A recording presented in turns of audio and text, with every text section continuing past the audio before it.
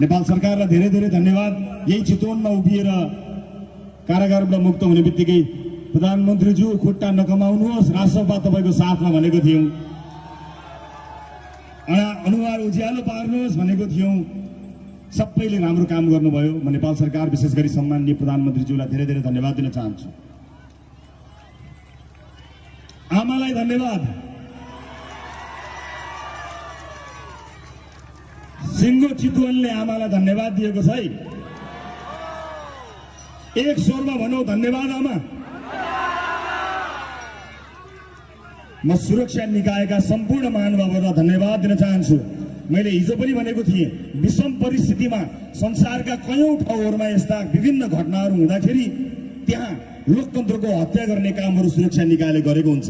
म नेपाल आर्मीलाई धन्यवाद दिन चाहन्छु। उहाँहरूले लोकतन्त्रको रक्षा गर्नुभयो। जति गर्न सकिन्थ्यो, जति गर्नु पर्थ्यो त्यति गर्नुभयो। संसारका कयौं देशहरूमा यस्ता किसिमका घटनाहरू हुँदाखेरि लोकतन्त्रै खतरा भएर लोकतन्त्र कब्जा भएको छ।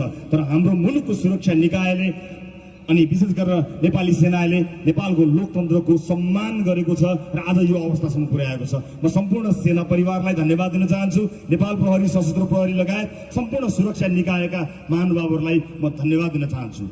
म अन्तर्राष्ट्रिय समुदायलाई पनि सम्झिन चाहन्छु र म निर्धक्क हुन अनुरोध गर्न चाहन्छु कि रासोपाको नेतृत्वमा रहेको सरकार, रासोपाले नेतृत्व गर्दा हामी सन्तुलित र एकअर्काप्रति पारस्परिक सम्मानपूर्वक परराष्ट्र नीतिमा अडिग रहनेछौँ। नेपालको असंलग्न परराष्ट्र नीतिलाई हामी कार्यान्वयन गर्नेछौँ र हाम्रो कूटनीति,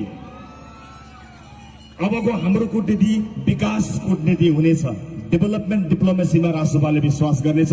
सँगै विकासमा सहकार्य गरेर हाम्रो सहकार्यको उचाइसँगै हाम्रो सम्बन्धको उचाइ नयाँ ठाउँमा पुग्नेछ भन्ने कुरा म सम्पूर्ण अन्तर्राष्ट्रिय समुदायलाई यहीँबाट, चितवनबाट आश्वस्त हुन, विश्वस्त हुन अनुरोध गर्न चाहन्छु। म निजी क्षेत्रलाई अनुरोध गर्न चाहन्छु कि अब तपाईँले राजनीतिक दल र नेताको आश्रय लिनुपर्ने दिन गएका छन्। तपाईँलाई राष्ट्रपाको नीतिले तपाईँको रक्षा र सुरक्षा गर्नेछ।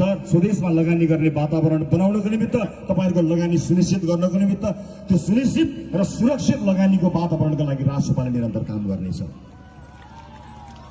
म विभिन्न पेसामा आबद्ध साथीहरूलाई नआत्तिन, नअल्मलिन अनुरोध गर्न चाहन्छु। तपाईँहरूको हक हितको रक्षा गर्नको लागि राष्ट्रपाले वाचापत्र सार्वजनिक गरेको छ। त्यो वाचापत्र अनुसार जनताले मत दिएका छन्। हामी त्यसै अनुसारले काम गर्नेछौँ। म यहाँहरूलाई धेरै धेरै धन्यवाद दिन चाहन्छु त्यसको लागि र आश्वस्त हुनको लागि अनुरोध गर्न चाहन्छु।